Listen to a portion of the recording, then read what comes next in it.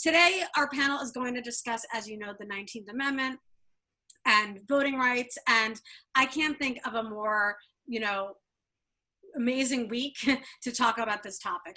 The obvious reason is that yesterday was the centennial of the ratification of the 19th Amendment, right? And of course, as you also know, we have on November 3rd, I'll say, this is what I do in class, I say, many consider the upcoming election one of the most consequential ones since 1860s. Like some historians say, myself included, it is a consequential election no matter where you stand politically. And also unplanned, actually, when I don't think we had the DNC schedule yet when we planned today's event. We were just thinking about the 19th Amendment. As you all know, tonight at the Democratic National Convention, Kamala Harris is going to make vice presidential American history, where she's going to officially accept the nomination as the first woman of color vice presidential, maybe soon to be vice presidential nominee though. So there's a lot. And also, something else we're going to talk about today, thanks to the national conversation brought about by the police murder of George Floyd and the abundance of Black Lives Matter protests across the country, I think that more and more educators and just people in general are starting to pay attention to the need for not just teaching about women's history, but teaching about intersectional women's history. So that's going to be a topic that we're going to cover today as well. But enough about that. So here are our guests. So first we have Jordan Bennett Begay, and we're going to hear from our guests after I introduce them, and then we're going to talk about four main themes and some other stuff you want to talk about today. But Jordan is the deputy managing editor of Indian Country Today, and if you don't read it every day yet, put that in your bookmarks, because it's the largest news site that covers tribes and Native people throughout the Americas. So Indian Country Today, bookmark that right now in your tabs. It's an amazing news site, and I just started reading it this summer, and Vicki brought it to on my radar, and I'm sharing with all my students starting whenever school starts. We also have Mia Nagawicki. She is the vice president. She's not a managing editor. She's the what am I saying? She's the vice president of education at the New York Historical Society. And I have worked very closely with her whenever they want to have teacher focus groups around this amazing curriculum that if you don't know about already, she's going to tell you all about it today. It's called WAMS, which stands for Women in the American Story. It's a free curriculum, and I'm not going to steal her thunder. She's going to talk to you about it today, but I use it all the time in my classroom, and I think that everyone watching today will as well. And our final guest is Tori Van Voorhis, and she's the CEO of Second Avenue Learning, and they are all about technology and education and supporting and promoting that, among other things. And she's also the creator of, I'm sure many of you are familiar with it, this really awesome interactive site called voicesforsuffrage.com, and she's going to share that with you today. So of America, my name is Jenny Dewey. May I please get we have four themes. Sorry, I'm going to mute people. Sorry, not sorry. I'm going to mute people, but let's start with Mia. I would love to hear, I introduced you, but I'd love to hear more. I'd love for you to share with people the work you do at New York Historical Society for educators and students, and share WAMS with us. And then we'll go to Jordan and then Tori, and then we'll open up the discussion. Great. Thanks, Sari. Hi, everyone. It's a pleasure and an honor to be here. Thanks, Sari. Thanks, Vicki. So I'm Mia Nagawicki. I'm the Vice President for Education at the New York Historical Society. So I don't know how many of you are familiar with our organization, but we are the oldest museum in New York, the second oldest museum in the country. And what we do is teach American history to the broadest possible public. We were founded in 1804, and because we are so old, our collections are hugely vast, which means we can cover all of US history in terms of both chronology and geography. So sometimes we do programs that, programs and exhibitions that are New York focused, but more often and more often, we are telling national and international stories. So let me see if I can share my screen really quick, and I'll do my quick intro deck to WAMS. Here we go. So, Women in the American Story, WAMS for short, is the centerpiece initiative of our Center for Women's History at the New York Historical Society that we launched just over about a year and a half ago now. This probably won't surprise the teachers on the call, but only 13% of historical figures in US history textbooks are women. This is a problem for obvious reasons, but largely because women have always made up half of the population of what is now the United States, and across all of US history, dating back to the early colonial period and before, women were active actors in every sector of society. And so what we're trying to do with WAMS is bring those stories forward, shine a spotlight on the ways that women across time, across geography, across race and class have really fundamentally shaped the American experience, not just for women, but for all Americans. So the way we are doing that, is we have created a free website, wams.nyhistory.org, where we are compiling a whole bunch of primary and secondary sources to help teachers bring these stories directly into the classroom. This is what the landing page looks like. I'll show you the site a little bit later on, but our objective here is to bring together high quality resources about diverse American women across, as I said, the full survey of US history, so that you as teachers can plug women into your teaching all the time. And it's not just when we're teaching suffrage, and it's not just sort of the marquee women that we can all rattle off. So ultimately, this will be 10 units. It takes a lot of work to write these units, so we are launching 2 every year. These 4 are the 4 that are live presently. I'll be showing you a little bit more later on about Modernizing America, 1889 to 1920, and Confidence and Crises, 1920 to 1948. But the first 2 units, Early Encounters and Settler Colonialism, are already up. These 4 are live now. We are bringing WAMS on the road, so obviously this is pre-pandemic, but since we launched the site March 2019, we have over 50,000 users in all 50 states. We've established partnerships with museums across the country and the Smithsonian as well, and when we're allowed to travel, we have funding to bring our staff and our resources to schools across the country and lead teacher workshops. In the meantime, we're doing virtual WAMS workshops all the time, sort of open enrollment style like this, but also if you want to work with us for a specific workshop for your school or district, we'd be very happy to work with you, so please just shoot me an email. So the 2 units we're working on now are A Nation Divided, 1832 to 1877, so sort of the long Civil War, and then Growth and Turmoil, 1948 to 73, so basically from the Universal Declaration of Human Rights through, well, we've actually changed the end date to 1977. We just haven't updated our graphic yet. So that's sort of a quick overview of what WAMS is. And, you know, the thought behind it, as I said, is to provide teachers with materials to have a much more inclusive history in terms of having more women represented in the US history curriculum, but then within those women that are represented, more than just sort of white women or the marquee women, as I said, that we can say, like, you know who they are, Jane Addams and et cetera, et cetera. So I will stop. We're gonna hear more. We're gonna hear more from you. And I was just, the chat is on fire as always in these sessions. Lisa Cap said, Mia, your seg this spring to History at Home was a godsend. I agree. I remember talking to you right when we were transitioning to remote, and Mia was on it on day 1. She's like, all right, what can we do to help teachers? And I was so also impressed by your quick turnaround. So they're still doing it. Check it out. And then a bunch of people, I think Dr. Robin was not shocked, but definitely shook by the fact that only 13% number. But we all love that WAMS is helping us supplement in a robust and not tokenism type way, so that teachers can, I on the textbook of this,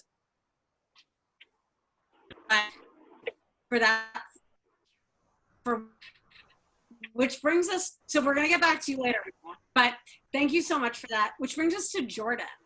So Jordan, thank you. My internet is unstable apparently, but hopefully Jordan's is stable. Yeah. Talk to us about what brought you to Indian country today, and tell us about the work that you're doing to amplify all Indigenous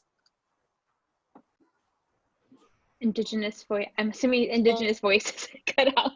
Yeah. Well, I'll just introduce myself real quick in my language. as we know, is limited in terms of Okay.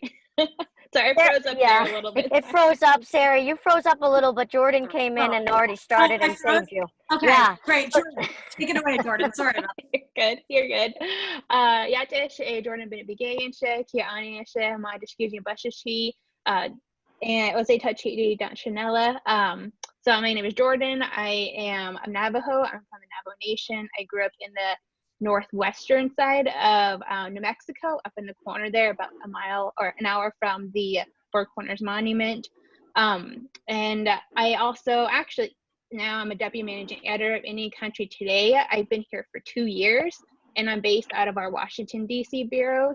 We have 3 bureaus across the country. Here in D.C., our headquarters in Phoenix, Arizona, and our 3rd one in Anchorage, Alaska.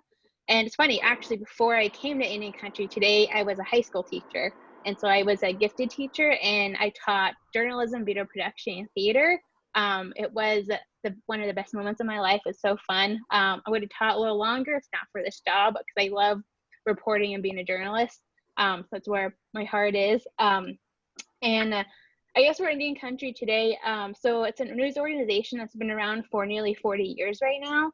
Right now in its current iteration, it is a daily digital news platform that covers the Indigenous world, including American Indians and Alaska Natives in the country or throughout the Americas.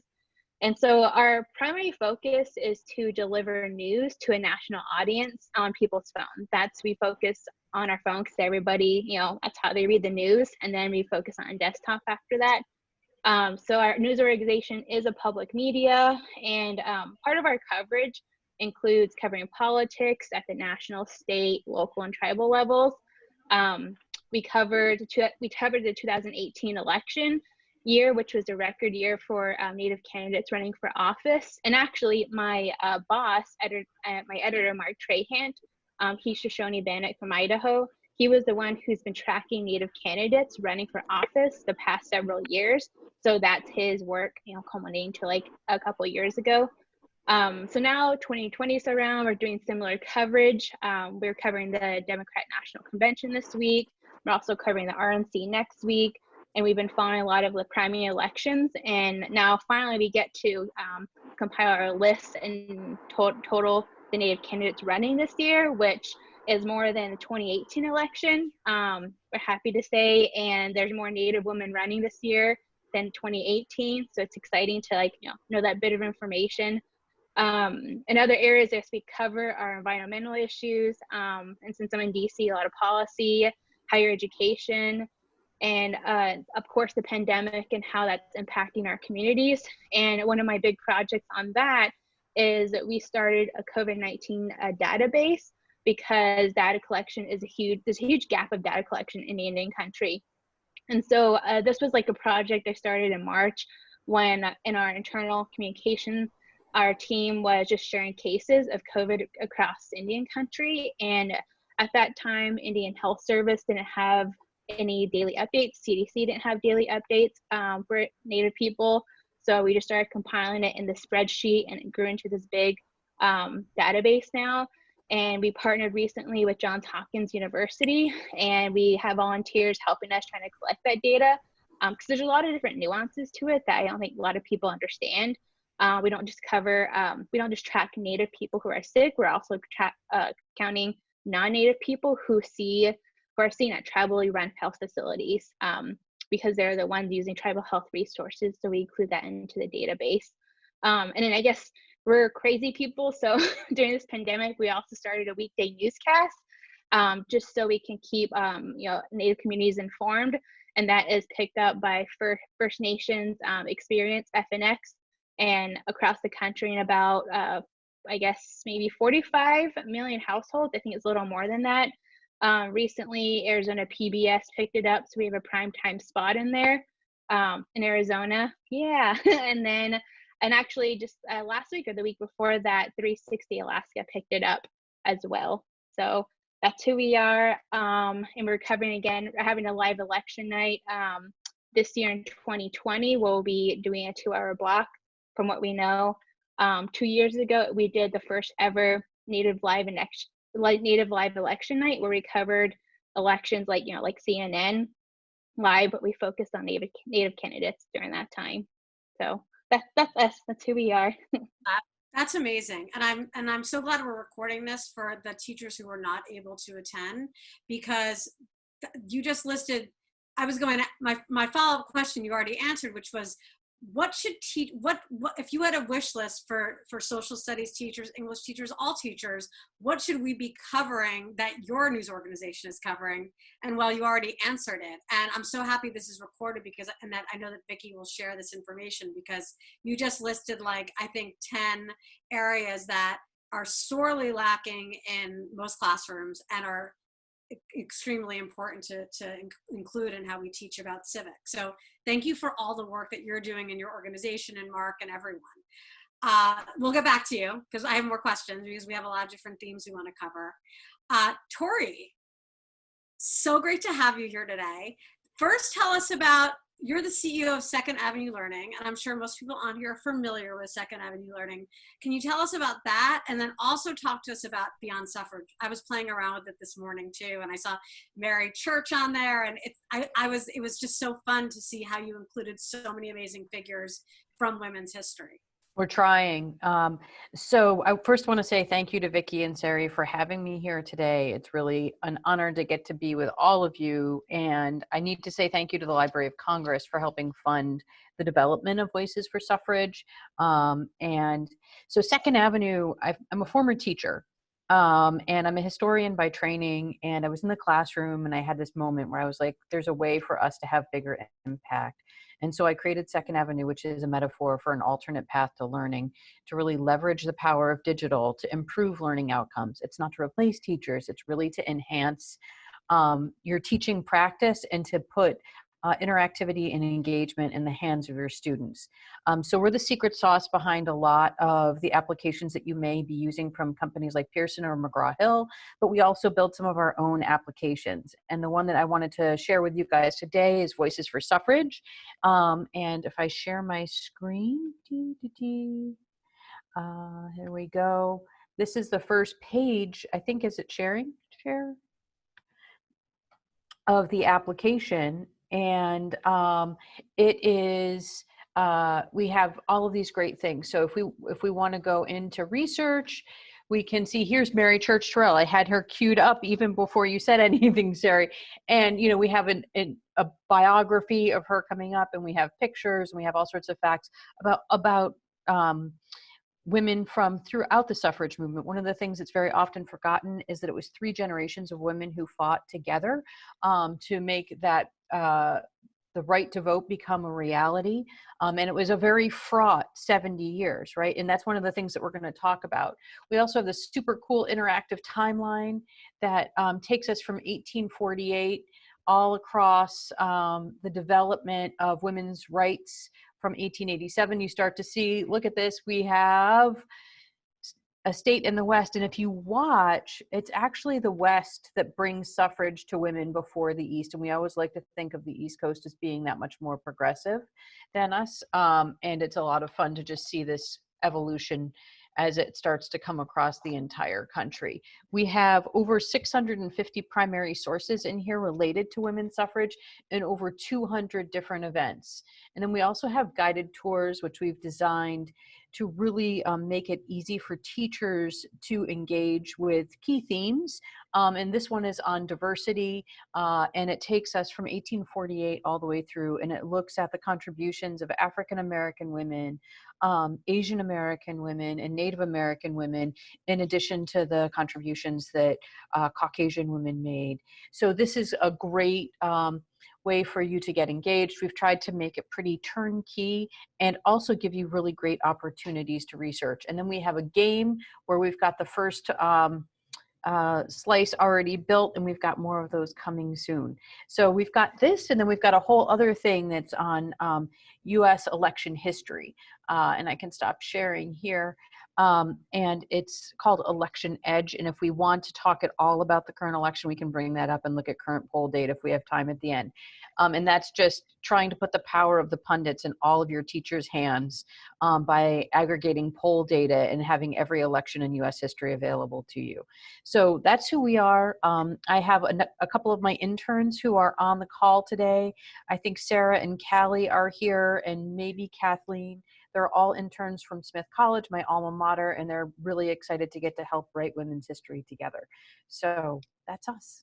Thank you so much. And then as you were talking, you're getting tons of shout outs and praise in the chat. So everyone's really excited about the resource. So thank you so much to you and also to your interns for putting together such an amazing resource for us. So we have 30 more minutes. We were discussing ahead of time, the panelists and I were discussing really 4 main themes we wanted to talk about, but they're all interconnected.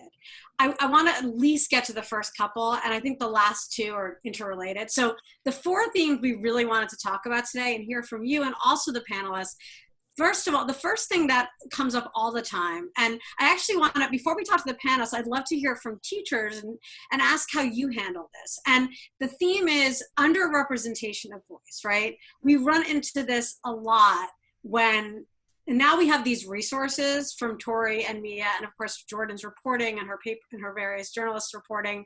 We have more resources at our fingertips, but I still think it has been a challenge just for the historical record in general. This concept of underrepresentation of voice, especially when it comes to women of color, women in general and women of color. So I wanted to just either open up to the teachers watching and participating or the panelists. How have you worked, how has that challenged your work, and how have you worked to kind of remedy that problem, that it's hard to get these voices included in the curriculum because they're hard to find? And why are they hard to find too? Well, I can talk a little bit about one of our struggles, and I was mentioning this to Jordan yesterday, was we live in upstate New York, and it's really the home of a lot of the suffrage movement. It's where Susan B. Anthony was, and Harriet Tubman, and Elizabeth Cady Stanton. And they intersected quite a bit with the Haudenosaunee women, but because of the oral tradition of that history, we don't have the same kind of written artifacts. And so we actually had to go and gather oral histories and look to a very few select refereed sources. And so there just isn't the photographic record. There isn't the sort of written record that we can go back to. And when we were looking for images and representation of African-American women, one of the challenges that we often had was that the pictures that were often taken to denigrate them and to dismiss them. And so finding pictures that validated those women and that supported their action in the struggle for suffrage was also a challenge.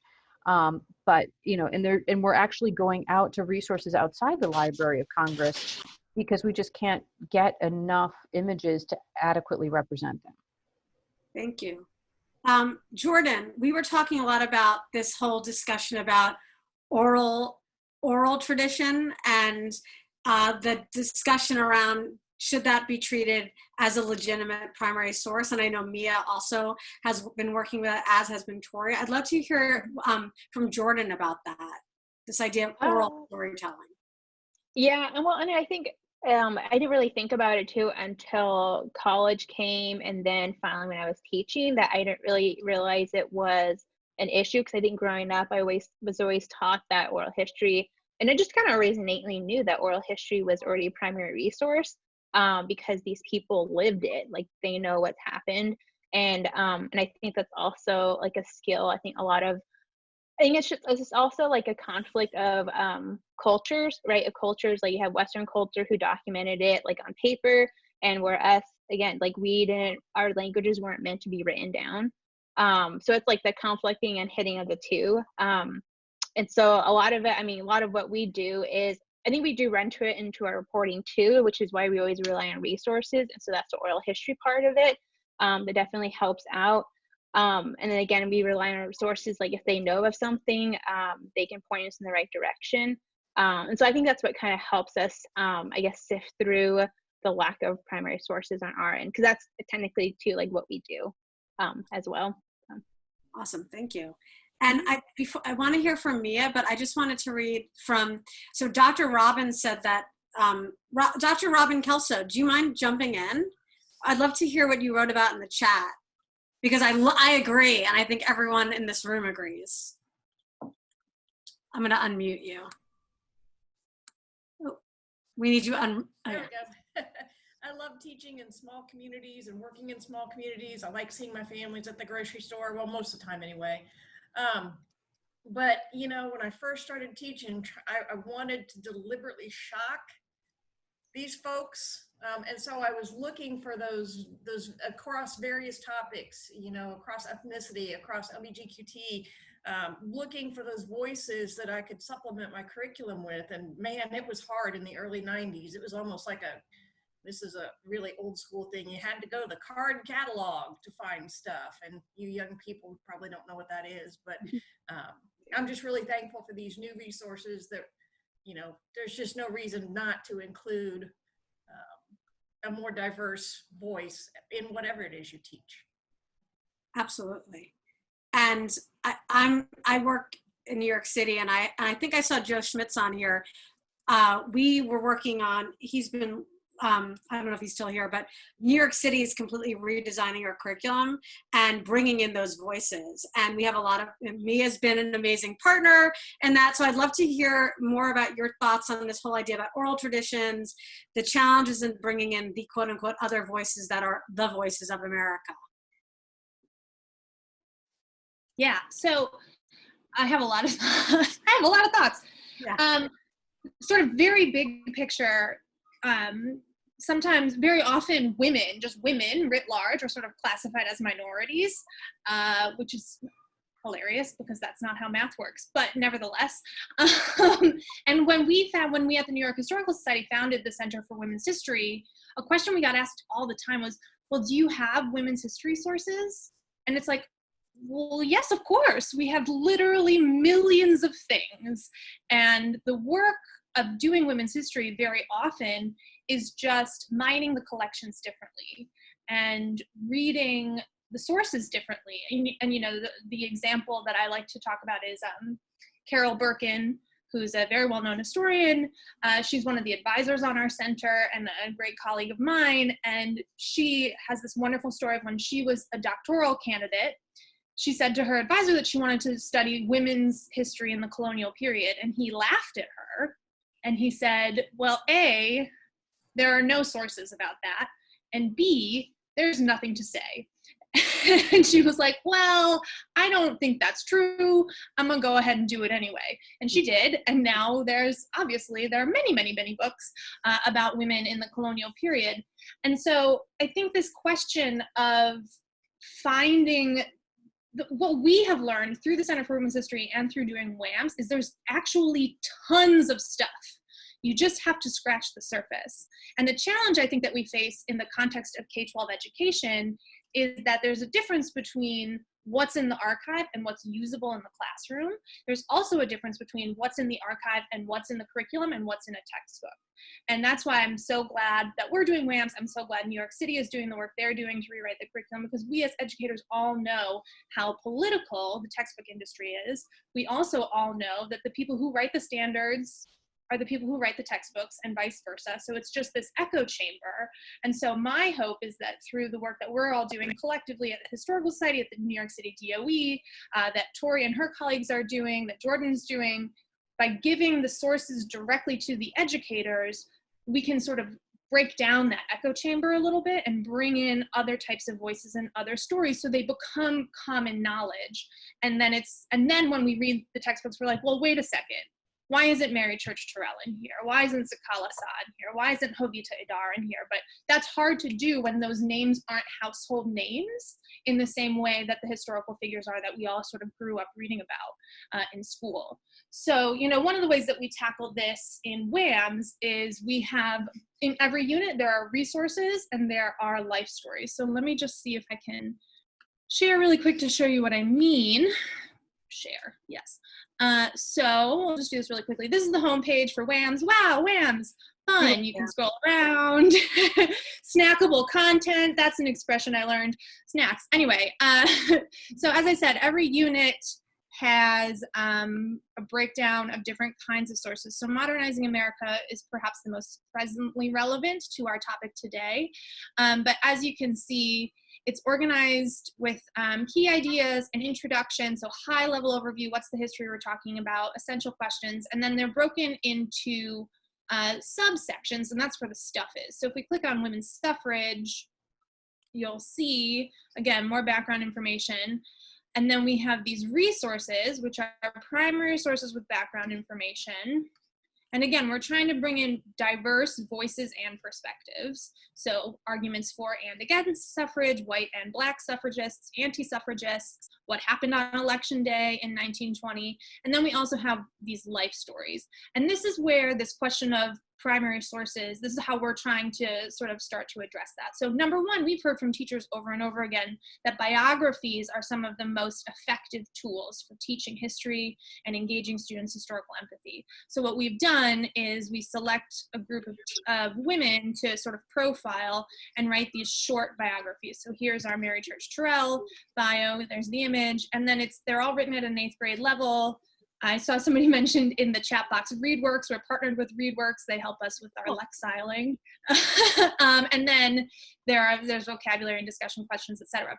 But basically what we can do with life stories, a way to sort of tackle this problem of a lack of primary sources, is it's totally legitimate, generally among professional historians, and especially among us as teachers, to look to the secondary sources and then pull together from multiple resources a story to tell, based again on evidence, but not every single thing has to be a primary source.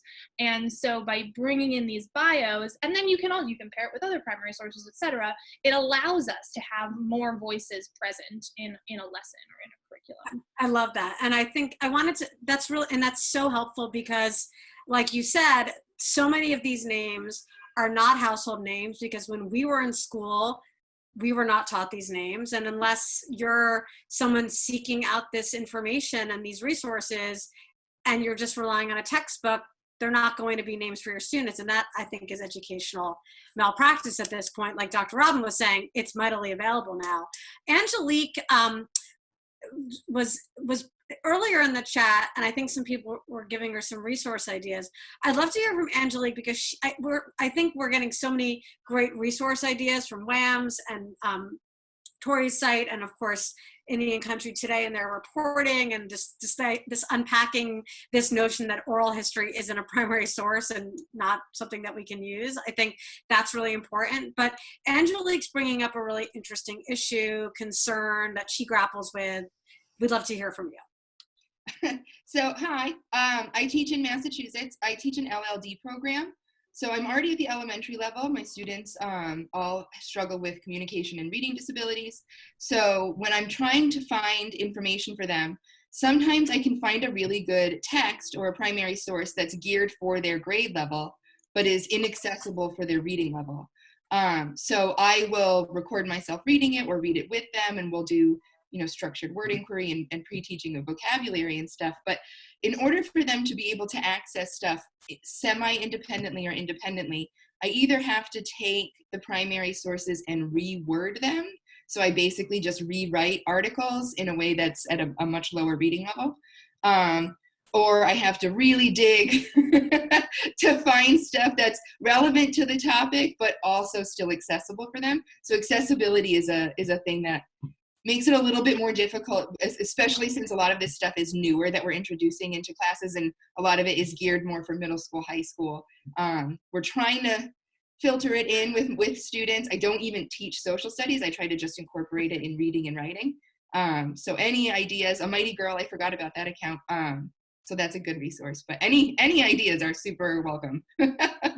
So Mia has her hand up, and then I don't know if Tori did, but yep. So Mia and then Tori, and then also Joe, not to put you on the spot, any ideas or you gave us a cool resource and I would love to hear you talk more about that, but Mia, Tori, and then anyone else want to address that?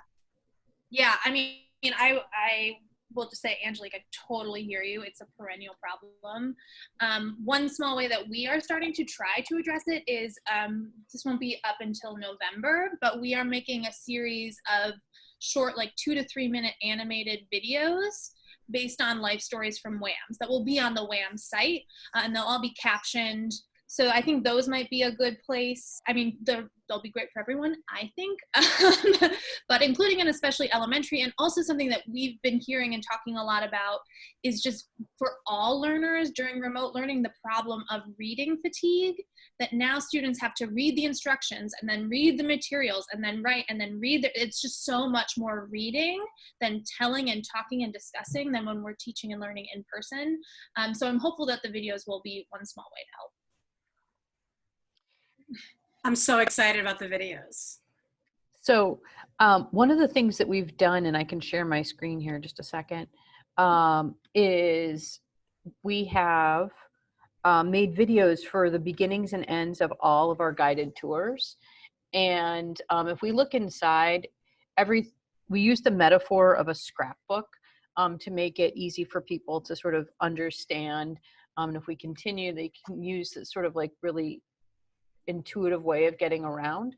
But if we go to our guided tours, every guided tour begins with an essential question in a 2 to 3 minute video.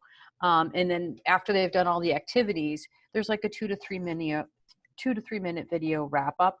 It's more of like a Ken Burns style, with a pan over images with a description that's been vetted by historians. If we go into our timeline, or I'll go back to research for a second, and we'll go back to Mary Church. I can't type today. Here we go. And we can look at this particular document. You'll see here we have this, the image on the right that's sort of difficult to get at. We will also transcribe that entire thing into standard text, so it's easy to get. We've done the same thing with handwritten text.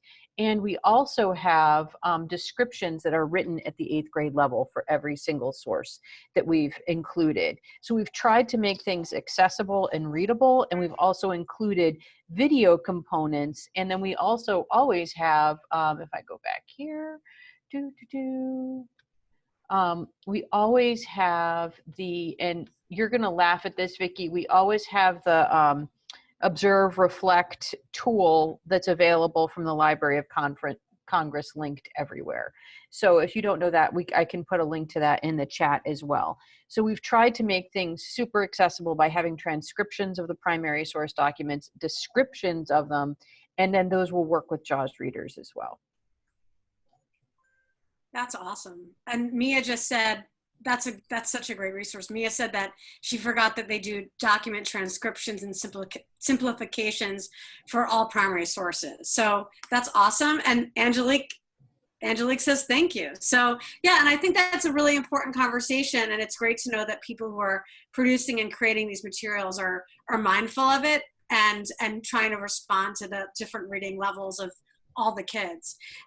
So I wanted to bring in Jordan again, and I really want to hear from you in terms of, do you have an experience of being in the classroom and now back, working in journalism?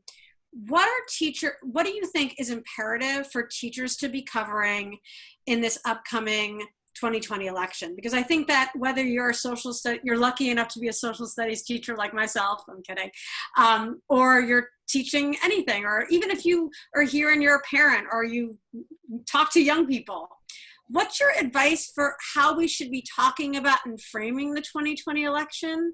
And for the social studies teachers, how should we be discussing this upcoming election, especially knowing we're probably going to be teaching about it remotely? I think we're gonna have again another record year Native candidates running. So I think a lot of that, again, more Native women are running this year. My last count, total this year was north of 140. But now in the general election, it'll be a little less than that, but still more than 2018. And I think a lot of it is, Indigenous history is not really taught in the classroom. I mean, it's something that I had to teach my students, even though I taught journalism, electives per se, but when the day came around, I had to also implement like history lessons in there, right? Like Indigenous Peoples Day, why is that versus Columbus Day, why the name's problematic, why it's also a controversy today. So that also had to backtrack and show them the history and make them think about who's writing the textbooks and think about what they're learning too, right? And I think there's just great resource out there. It's actually here. I have actually one book of it. It's Indigenous Peoples History of the United States. I don't know if you can see it. It's a great book. I can send the link in there, but it's also actually for younger students. A Native author teamed up and I guess adapted it for young people. And actually, I was really glancing at it before this. There's like a preview of it of like notes for teachers that you can go back and look in, which was great. Because I thought they saw that it was a super dense read, and so they wanted to break it down. And so, it breaks it down like the Indigenous people's timeline of like the termination era, the relocation era, and contemporary versus like what American history is about, and civil rights, industrial age, like it's broken down differently. And so I think that's a great resource for there. But as part of like voting this year, one resource is the Native American Rights Fund came out with a report recently. It took them 5 years to do. And actually, I think I have it up here. I can find it for you. And this really breaks down the history of it and current obstacles Native people are facing right now in voting. So if you go to Native American Rights Fund and you bring up this report, I can also send the link in here too.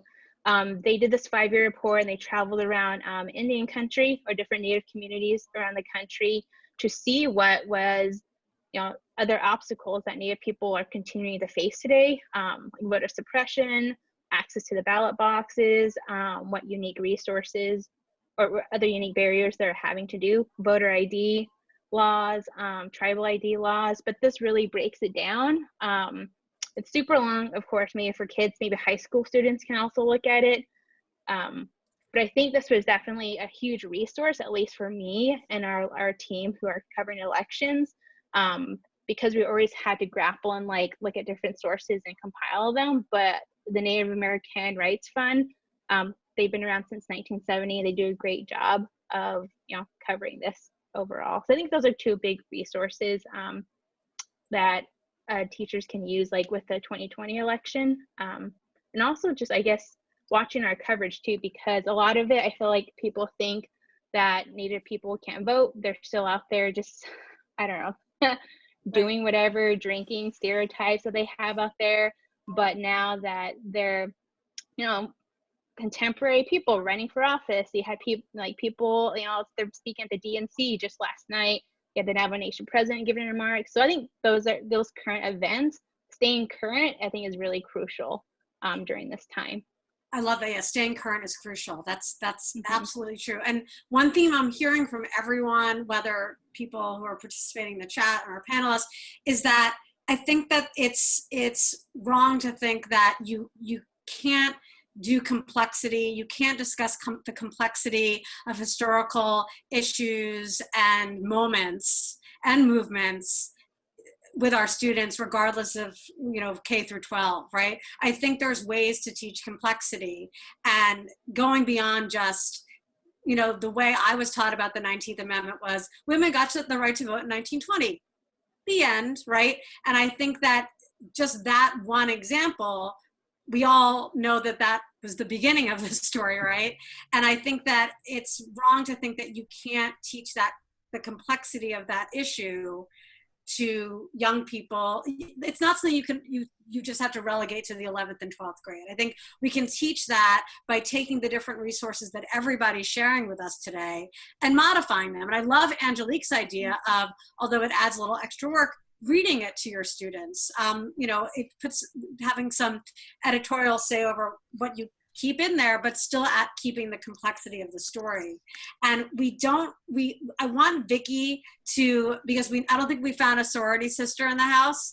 I'd love for Vicki to address how to bring in complexity over even the 19th Amendment when talking about the role of Black women who in that story. I just want to make sure there's no Delta Sigma Theta sorority sisters on here. Wait, we have J. Marie. Oh gosh. Hi. J. Marie. Yeah. Yay.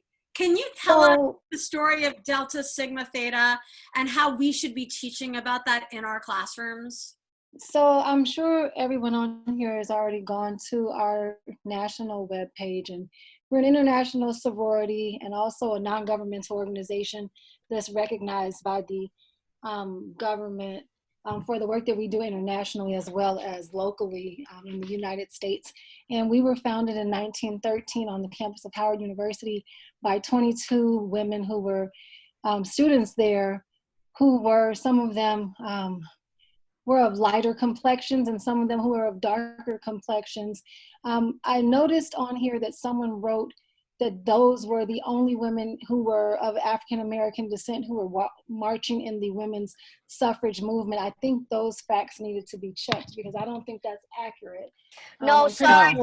It's that they were the only official delegation. In other words, there was a ton of other African American women, but for the Delta Sigma Theta sisters to be actually recognized as a delegation by the organizers, who were, some of which were not very forward-thinking women, unfortunately, at the time. This is that complexity piece. But yes, you're right that there were many other African American women marching. Okay, I just wanted to clarify that because I know everyone on here is really big in being fact-based, especially with sharing history with our students and our young people. I think one of the things that we should note is that Delta Sigma Theta Sorority Incorporated was founded to be a social action sorority, not just the typical traditional sorority of a league of women involved in sisterhood and also doing social activities and community service. It was actually established for that purpose, to try to combat some of the atrocities that we in our community for so many different reasons: Jim Crow laws, voter segregation, keeping us out of the polls, keeping us out of power, keeping us out of jobs, the tremendous burden of poverty in the Black community in the early 1900s, the fact that education was not available equally and we were still doing bookmobiles to bring books to people who were at a distance from urban areas. I think African Americans in rural communities throughout the United States were extremely removed from any type of learning outside of someone doing a classroom at the church, or someone doing a classroom in their living room, or someone who did have access to leave to go to school, who a parent could afford it, they got a scholarship to one of the agricultural universities, could come back home and then teach other people. So the beginning was basically to try to do something in our own community to improve situations and circumstances and access to education and everything else for everyone in the community. And from that, we built a sisterhood of more than 400,000 women throughout the world who are doing that now. And a lot of times when you talk first African-American woman to do this, that, or the other, it's usually a member of either Delta Sigma Theta Sorority Incorporated, Alpha Kappa Alpha Sorority Incorporated, Zeta Phi Beta Sorority Incorporated, Phi Beta, Sigma Gamma Rho. So I think it's important to remember the reason why those are the names you hear was because historically, those were the women who had access to higher education. And most of them had access to higher education because their family members were able to afford for them to attend these universities. And that goes back to the historic wage gap in the United States, right? So I wrote a post in here, and I think we might want to consider it when we start to talk about why women's suffrage is important, because with that vote comes access to everything else that is important for women to actually become equal and free in the United States of America. And the fact that we're still saying subdivisions of women that don't have equal access or who are not included means that as a collective, women are still not equally included in voting in the United States. So it might be good for us to draw a timeline and start with when we had 0 voting rights, and then be able to show at this, incrementally every 10 years, which women were allowed to vote, what was their socioeconomic background, what cities or what region states they were in, what was the job market looking like for women, what was the wage earnings for women in comparison with men, because we still don't have equal wages, right? So what type of influence we had, and then what type of women were allowed to enter political coveted positions, because the conversation that we're having 107 years later, right?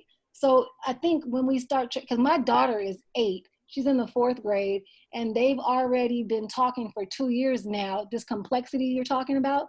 We're in Georgia, and they discuss it every year. They do in-depth presentations with PowerPoint to show this woman did that, and this was her impact. Recently, her favorite person in the world is Ava DuVernay, because she's one of the first African-American women producers who's had a substantial amount of money to work with and worked on some major pictures and now has a true voice. And all of those things go together.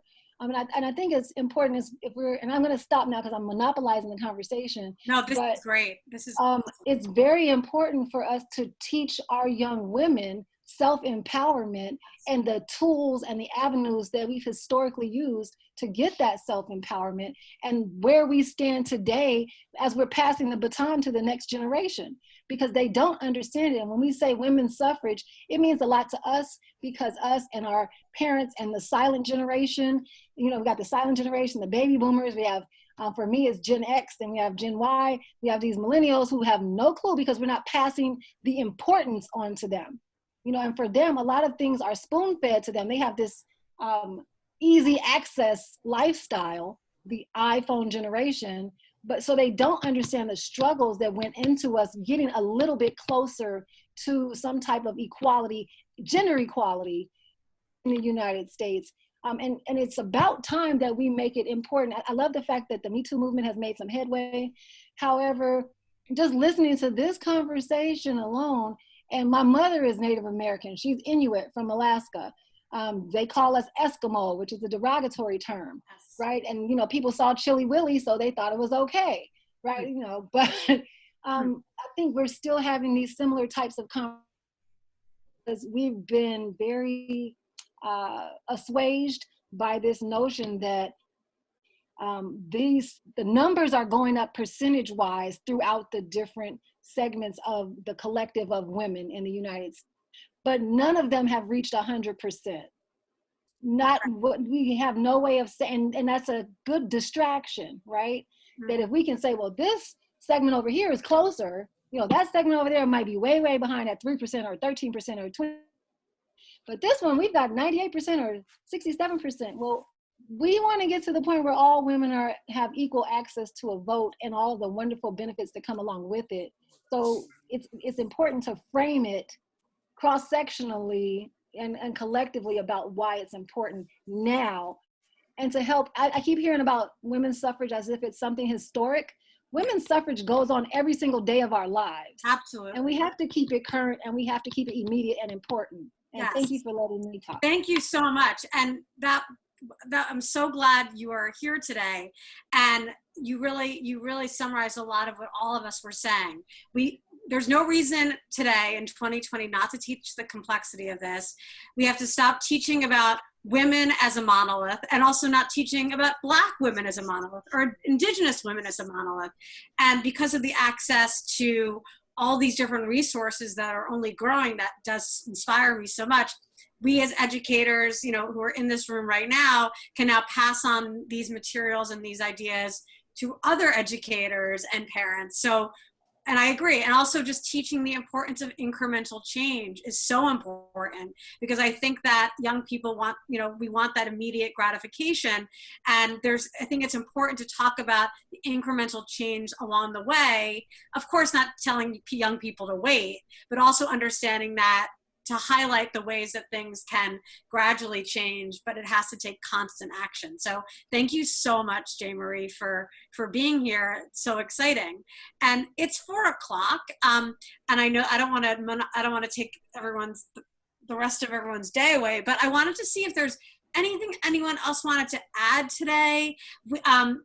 It's interesting because I had the type A teacher that I am, I had 4 themes mapped out, and we actually addressed them in this conversation. So maybe that's really good planning. I don't know. Did I get a highly effective? Are there any administrators in the house?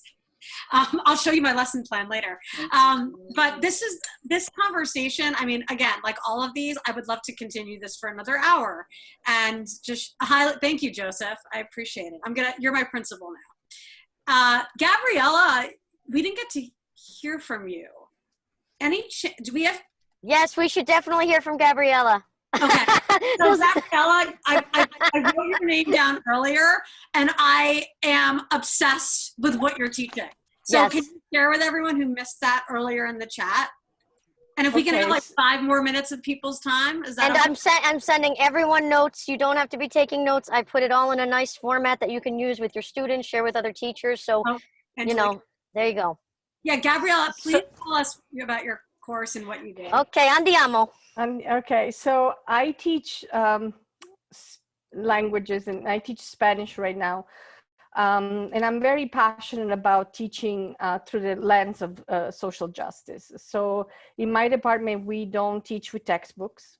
So everything that comes out of, we teach comes out of our heads, which give us a lot of creativity and also the opportunity to use the voices we want to incorporate.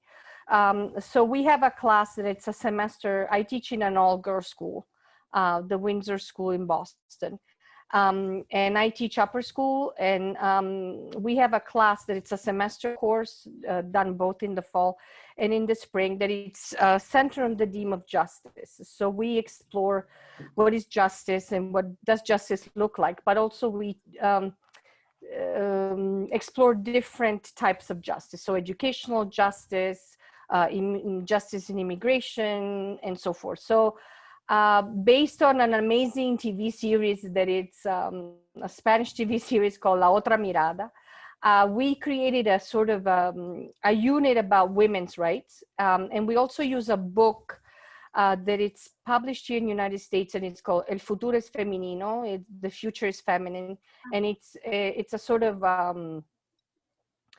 like a compilation of short stories geared towards women and especially girls. And so in the unit about women's rights, we talk about women who have fought for voting rights. A lot of my students, we talk about International Women's Day. I'm originally from Italy, and that's very celebrated in Italy, but here not a lot of students do know that, so we talk about that. And I try to incorporate they do a project at the end of the year where they have to create a presentation about a woman who is an activist, and so we do different things in that. So it's not only about women's rights, but there is a lot of, obviously, because I teach in a all girls school, there is a lot of talk about empowering women and their voices. And as I was saying before, and this can be also done with lower level students. I teach a Spanish 1 class. It was assigned and may not be shared with another. Okay, and last year I did a unit on activism, and I did a unit on Dolores Huerta. And as I was saying in the post, I was amazed by the fact that my brilliant 9th graders had heard and studied about Cesar Chavez, but they didn't have any idea about who Dolores Huerta is, who is one of my personal heroes. I was actually, that's amazing. Vicki and I were just on a Zoom yesterday, and Dolores was on there with a bunch of other women legislators talking about the Equal Rights Amendment, that's a different webinar. I mean, I think that's a different webinar, right? Because that was also, okay, that's the one theme we didn't get to, but bring us back. Yeah, let's do it again. I know there's definitely a lot of people in the chat who want this back, want this part 2. But Gabrielle, thank you so much for sharing that. And Angela, you had a question for Gabriella about where to stream that film. Do you have a place can you put that in the chat where we can see it? Awesome. Okay, this could go on forever, like every single one of these. And I myself have so many resources that I can't wait to bring back. And I mean, I feel really lucky that I work in New York City, where, shout out again to Joe, who I think is still here, and Judy, who helped work on it. Joe and his team at the New York City Department of Education have been leading the way in making sure that we don't teach about these different groups as a monolith, that we teach the complexity of history, that we bring in the indigenous voices in the beginning of the American story. Because, I mean, a long time ago, if you all don't remember, we started with, I mean, on a good day, Christopher Columbus, on a bad day, like the first successful colony, right? And I don't know what day I learned about women on the first day of my history class. So, and I know that, I hope that if your respective districts are not doing this with the curriculum, that you can do it yourself. And one last topic that we didn't get to talk about, but I just want to put out there is, this is another webinar, Vicki, that you can teach the complexity of history. You can teach these different groups of people, not as monoliths. You know, you can do it and also prepare your students for the state exam. And I think that's what holds people back a lot. So I kind of wanted to end there. I won't talk about, I mean, I think there is some value to having certain standards and content to be learned.